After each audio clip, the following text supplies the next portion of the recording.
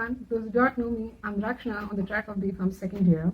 The reality is the only way change comes in when you lead by an example. So today I'm energized to conduct an interview session on behalf of IIPC Industry Institute Partnership Cell from SNS College of Pharmacy and Health Sciences. I would like to extend a warm welcome to our respected guest, Mr. Shaik Mohamed. He was a Managing Director of Bawaa Medical Mart. He completed his UG graduation in 2012 at Nanda College of Pharmacy at Erode and completed his 10 months of internship and worked at Bawaa Medical at Tirupur on August 2013. Bawaa medical families are found to be started in 1961. Around 3 generations are carrying their proud in the business. And laterly, he started Bawaa Surgicals at 2016. There are 100 products which is supplied globally and locally. There are 6 direct branches and Kit and King branches are around 35 branches. Additionally, in Australia, iMate Solutions company which is mainly for exporting cosmetic and dermatological products. So leadership is a capacity who makes a vision into the reality. So viewers get a great words and work from our chief guest. So wish you the best for the day. So can we start the session, sir? Yeah, sure. Okay. A very pleasant, warm, the top of the morning, sir. It's a great pleasure to be here with you, and thank you for joining us, sir. Thank you. I'd like to start up the session by asking you the very first question is about what is surgical supply business and what will be the selling plan? All right. Okay, let's start off with the first question. Regarding the surgical products, it means the surgical business is something which deals from the basic items till the highest, top most equipped equipments, which you use even for any surgeries or whatever it is supposed to be. So it starts right off from even a simple kneecap or elbow support or something like that, and it goes way upon, like any surgery equipments or whatever it is supposed to be. So that all covers under the surgical equipment. So regarding the surgical supply business, I'll just give you some few facts. So regarding the global market share value, it was valued at 9.3 billion US dollars in 2020. The last year it was valued at $9.32 billion for the global value, okay? And it is supposed to be having a growth of 9.8% per year, right from 2021 to 2022. And they've calculated for 2028, it will be reaching a maximum of 24.5 billion US dollars. So that's the market share value of the surgical business, global surgical business. So this is for the global market, and you take in case for India, specifically if you take for India, in 2021 they're valued at 630 million US dollars, and it is supposed to grow up to 880 million US dollars by 2026. So this is the market share value for India. And India, mostly we have all the equipments, like all kind of surgical equipments. Most of them are, like kind of imported from China, Korea, Taiwan, and Germany, Japan. These are the places that we normally, like more of the surgical products have been imported. And we also have, right now, Make in India has been coming up. So we have got many manufacturers also in India who are coming up with the manufacturing in India itself. So this is the basic surgical business. This will be the market share value for you entrepreneurs to have a basic idea. So this is the market share value that you'll be looking on. And this market is the least touched. So it's not like very much deeply touched into it. And this is the least touched. So there are a lot of opportunities for many entrepreneurs to touch into this market. Oh, really, sir? That's really cool. And how to lead a business in a most profitable way? See, most profitable way, I would like to define profits in a very different terms. Say, for example, it's not about like you buy something for 10 rupees and you try to sell it for 100 rupees or something. Instead of that, you can buy a product for 10 rupees and you can give it for even 12 rupees or 15 rupees, and you can try to cover more of the population's need. Say, for example, there's a very basic blood pressure monitor or something which is, needed for every household. So most of the, like many reputed brands, they sell for a very high price or something. And we know what is the import value of it, and we know what is the market share value and everything. So instead of, selling for very high profits to a very least number of customers, what you can do is you can lower your margins. You can have your own margins, but a very reasonable margin, and you can, sell it for more number of customers. So I think if you do that, then your turnover also will be very high, and also your profits also will be increasing. So I think that's the most efficient way to have a business very profitable. The more number you sell and the more number of turns you do, that will make you into a very profitable Oh, way. that sounds good, sir. As you completed B Farm and started with your business, what was your mindset and what was your goal at Okay, that so time? I completed my B Farm in 2008 to 2012. What we basically did was, in once I finished my 2012 B Pharmacy, then I had my internship done in one of our brothers, my cousin brother's store. I have done an internship for 10 months. So after that, I've joined back to my own store at 2013. So once I came inside to my pharmacy, the what we read in books are completely different from what we face in Indian market. So I think it's a complete different scenario that you'll have to face when you come out of your college. So after having completing the B Farm and coming back to my pharmacy, the main thing that I could see in Indian pharma stores was most of them was almost everything was like unorganized. The pharma sector, the pharma business itself was unorganized. That too, when you come into retail pharmacy, it was completely unorganized. There was no very organized sectors which have come up or something. I think recently you should have heard that Netmeds have been taken over by Reliance, and 1MG has been taken over by Tata. So there are very big players who are coming inside to play with us. So we also, it's not going to be completely online. When you come into pharmacy, it's not going to be completely online. So it's going to be a hybrid module, which means that online business along with the back support of an brick and mortar offline store. So only that it will try to hit up. So that's the reason why many Reliance and Tata Industries, they're trying to take off all the offline stores as well, as many as offline stores as well as the online customer sales as well. So when I actually finished my B Farm and came inside, it was a complete different scenario. So it took almost around 2 years for me to stabilize whatever was going on, everything, whatever was unorganized, nothing was documented, no data were documented.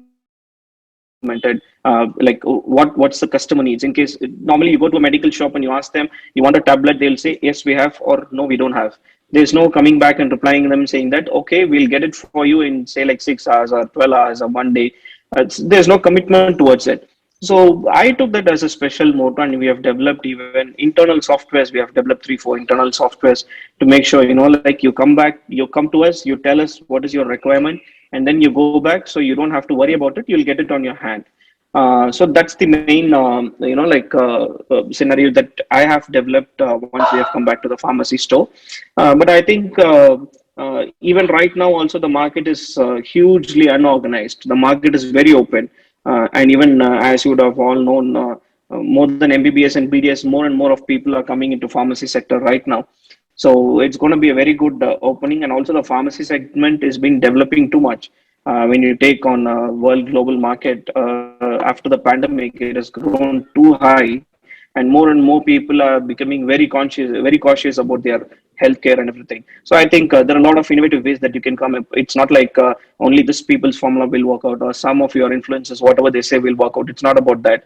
You find a flaw in that system, in any system, and when you try to like cover up that flaw, or when you try to rectify that flaw, that can be your plus point to make up your business very good. So I think this was my stand when it came back. It was very unorganized, and I hope I have tried and I have mostly made it into an organizable sector. That's great, sir. How do you build a consumer's relationship? Yeah, as I already told you, consumer relationship is very, very, very important when you come into a retail sector.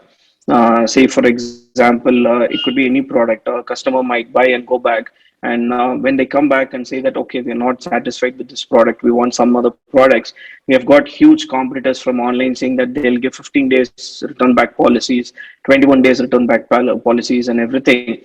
So even instead of all those offers available, a customer is choosing us to come and buy it from us. So if anyone comes back saying that they are not very happy with the product they've purchased, they want like credits in return, or cash in return, or they want to buy some of the good product also, we should at least first try to hear out what is their point. We should try to hear out, because at the end, the consumers are the persons who will know what the product exactly is. We just trade the products, we buy the products, and we'll sell them according to the market demands. So we should at least hear it from customers saying that what is the product problem, what problem is there on the product, or whatever it is, and we should try to resolve it by the day end. That's how you can make a business very good. should build up the customer relationship, and you should try to retain your customers, because there are a lot of right now Amazon has come with 6 hours delivery in Bangalore. They have come up with the same day delivery in Bangalore, all metro cities and everything. And they have started investing in many other plans to bring up the same delivery in all of other rurals as well. Say, for example, in Tamil Nadu, you take Coimbatore or Madurai or every places they are trying to give up on the same day delivery. So this will obviously affect, small budding entrepreneurs, whoever are going to do like that. But India is a very big market. Amazon could be like like a needle in a haystack. It will not affect the market very big. The market is growing every day. Even if you are serving for around 300 families on your street, or someone, you have a medical store or you have any pharmacy store or any other business, you serve for them alone, you make sure they are all completely satisfied and they have no reasons to move from your business to Amazon or Flipkart or whatever it is, anyone, Netmins or whatever it is. So we'll have to make sure the customers are very happy with service what we give, and also we should keep on thinking innovative and give them innovative ideas on the business also. Say, for example, WhatsApp is a very basic scenario right now. Usually all the pharmacy stores, they used to have few channels of sale. Say, counter sale, over the counter they do sale, whatever prescriptions come they sell. And there's another channel where they give door delivery. You give a phone call, you order the medicines, you give them door delivery. And then 3-4 years back, WhatsApp has emerged up so much. Right now, everybody, they don't even want to type their medicines. They just want to take a photo, put it in WhatsApp, and leave a voice note saying that I want all these drugs, and you'll have to deliver it back to me. And there are a lot of payment innovative ways also. UPI, net banking, credit card, everything has come up. And also there's one more channel of sale, which is obviously the consumer app. So whatever it takes, we have to invest on these innovative stuffs, and you have to make customers satisfied so that they don't shift from one point to another point. That's very important, I think. That's very informative, and thank you for that. And what's the procedure to start a new pharmacy business? Pharmacy business, it's very easy. I think right now it's all GST. So you apply for GST, we should have a PAN card for your business. And with a PAN card and Aadhaar card, you should apply for your GST certificate. I think it will come within 6 hours, I think, if I'm not wrong.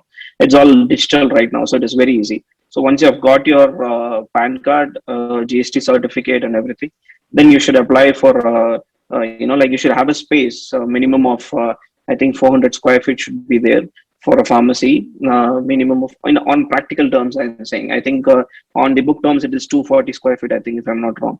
So on a practical term, you should have minimum of 400 square feet, and you should have an air conditioning and a refrigerator to have the drugs stored and cooled and everything. So once this is all done, you can go to your local drug authorities.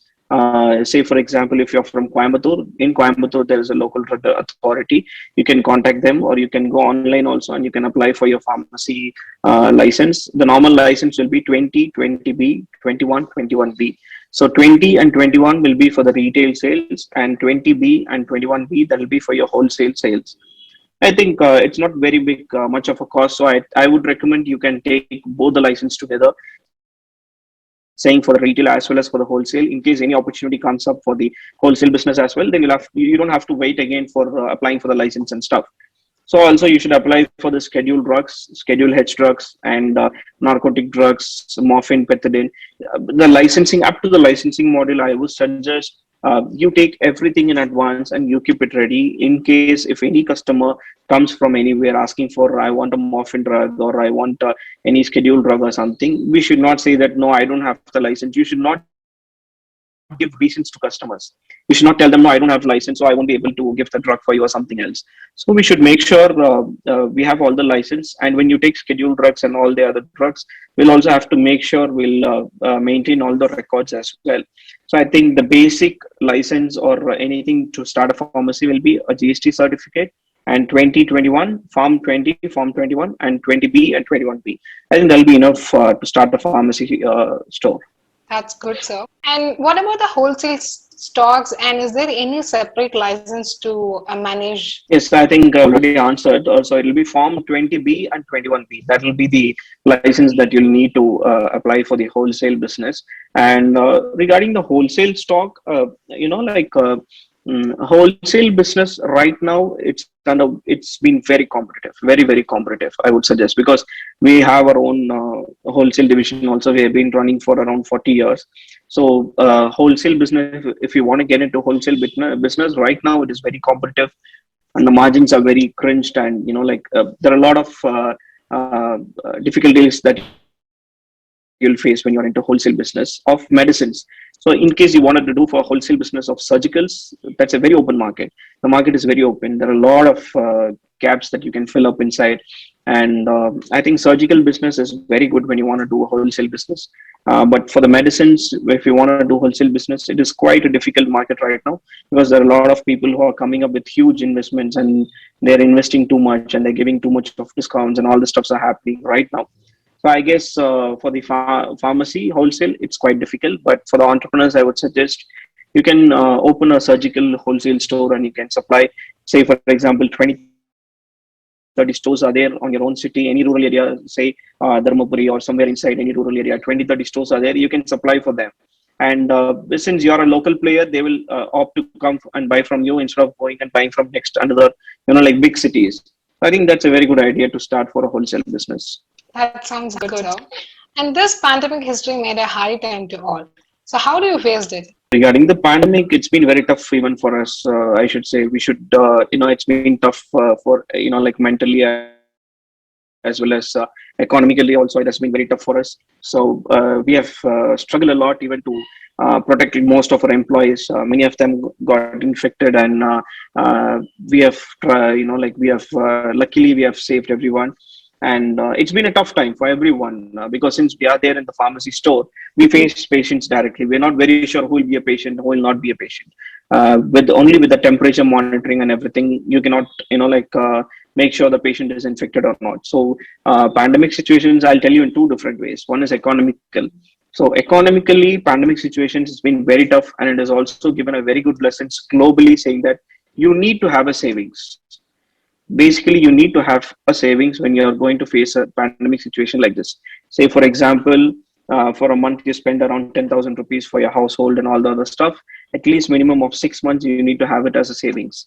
Even though if you have no income revenue or anything or whatsoever, you have nothing to be rolling out, you should have minimum 6 months of your savings to make sure you can roll out 6 months, or you try to pass on the 6 months. So the next thing, when you come around, when you're getting into business, instead of getting into all active incomes of many businesses, you can try to invest in more of passive incomes, sleeping incomes, which means that instead of having 4 or 5 different stores and working directly and getting money from all those stores, you can invest in rental incomes. So that's a very good procedure to get your passive incomes. But that also depends. Even in pandemics, even the rentals were a big issue.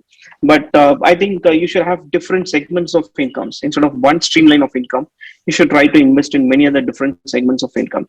And regarding this pandemic, there's no fixed formula that's saying that, okay, next time a pandemic comes, then I'll try to solve this, I'll try to solve that. There's no fixed formula from anyone.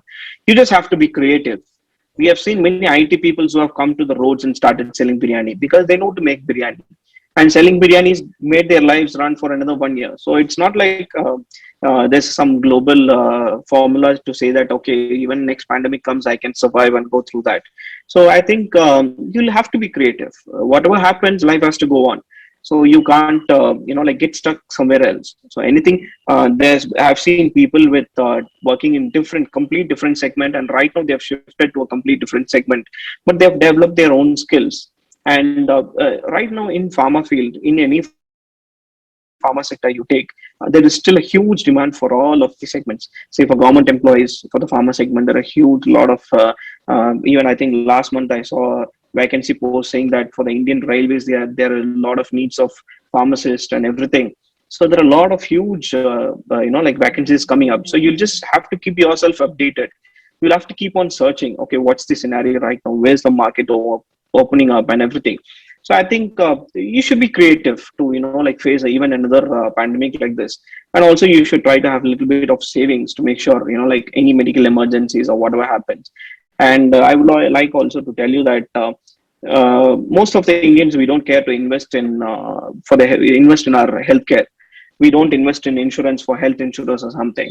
So I think it's a high time that we should take an initiative to get your family completely insured. It's not going to be a very big amount. The premium is going to be very small. but in case of any big disaster comes up to you, then you can at least try to handle it off. And I think I would suggest all the parents also should, like open up and talk with your children, say that what is the economic situation right now of our family, how much are we earning, how much are we spending, and what is that we are trying to save, what are the methods that we should try to, like invest in some other business or something. They should start communicating with their children. If you're a college student, then I think mostly parents should start communicating with you, and you will be full of your ideas. When I came out of my college in 2012, I had so many ideas that I've written many books to implement and everything. I'm not sure even if I go through them, I've implemented even 10% of it. So once you come back to this business field and everything, the scenario is completely different. So you're all fresh minds right now. So I have a lot of ideas to come up with. So I think parents also should try to involve with all of our, like students and all of their children's, and we should, like keep it like an active way of, communicating with what is our income, what is our expenses, and everything. So I think this is how we should deal. Hopefully, by God's grace, we should not have any other different pandemics. But in case we face anything else, also, I think this is how we should try to, face over the pandemic. Yeah, so we have to be more creative. And special note for thank you for being frontline warriors. And many souls are thankful to you all. So the next question is, what is a basic qualification? Thank you, sir. What is a basic qualification is required for an entrepreneur to get developed for engaging themselves to develop themselves into the business field? For the entrepreneurs, if I'll tell you, the more creative you are, the more best entrepreneur that you'll be. That's the only baseline that I can tell you. Every day you have to be creative. It's not something like, okay, I've been creative, I've implemented this, and I think one implementation has taken me to a success. So it doesn't mean that, okay, my implementation has been successful and it's just done. It's not like that. You'll have to be creative every day. We'll have to make sure, we have to be a good entrepreneur. I'll tell you, a good entrepreneur is someone who can solve the current situation scenario problems. It's not something like you sit down on a board of meeting, you try to find out what will be the future problem, what will be the problem will I face on 2025, or what will be the market is going anyhow or other. Everyone was saying that pandemic is affecting every business. Right now, once everything is opened up, I think money has started flowing with everyone else, and I think the business are growing up. It's not something that the business will completely fall off or something like that. So you'll have to be very creative. You'll have to make sure what problem are my customers facing right now. Say, for example, I'll say, since your college is from Coimbatore, let me tell you, okay, in Coimbatore, what is the market share value of the pharmacy retail business? First, we should try to find out, okay, what's the market share value for the pharmacy retail store? So every day, say, for example, they're doing around 20 crores or 30 crores of business in Coimbatore. Then we should try to evaluate, okay, what are the pharmacy stores, number of pharmacy stores, and who are the big players in the market? Okay, so what is their plus points? How are they facing the market? And what's the point that's making them, like customers to go to their shop again and again? And even the customers are stepping down from that shop. What are the reasons the customers are coming out from that shop? We should also try to analyze that. And we should try to see if we have any positive points for us to step into that market. If there is one, say, for example, just like an example, I take WhatsApp services. If nobody is following WhatsApp services properly in Coimbatore, then you can make sure that you don't need to have your store in very heart of the city or something and spend much for the rent. You can even have your store somewhere else also, and you can start giving door deliveries. You can just advertise your business on WhatsApp, saying that, okay, we will give you door delivery and we'll get you all of your medicines and everything, and you can reach to all of the people as well. Unless and until the customer is satisfied, that business will be successful. Any innovation that you take, it is only for the customers. So I think for the entrepreneurs, you should try to be more creative, and you should try to solve new problems that arise every day. Every day you wake up, you will face a new problem. Say, for example, I'll just give you a small example. Yesterday, Zomato has gone on IPO. They have crossed almost around 80,000 crores, I think, if I'm not wrong. They have crossed around 80,000 crores. So Zomato has crossed around 80,000 crores, and Swiggy is seeing an opportunity over there to take themselves inside use that opportunity. So they have made a very creative opportunity. I'll just share the picture on the meeting right now. They've made a creative notification saying that well done, Swiggy. It's a big day for Indian startups, and they've said we wish our friends well, which means that Zomato has gone so much on the IPO. So we wish our friends well. Invest in something sweet to mark this special occasion, which means that they have said our friends have gone to very different new heights. So why don't you celebrate it with a sweet and you buy it from Swiggy?